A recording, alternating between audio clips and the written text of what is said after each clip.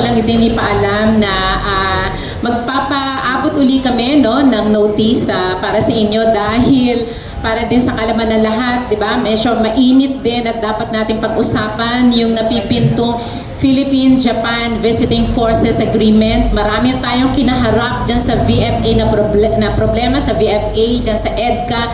Tapos eto na naman ngayon, papasok na naman ang ating gobyerno sa isang usapin na yan sa Japan na alam naman natin no, na marami rin tayo no, na pinag-usapan hanggang ngayon na problema sa Japan.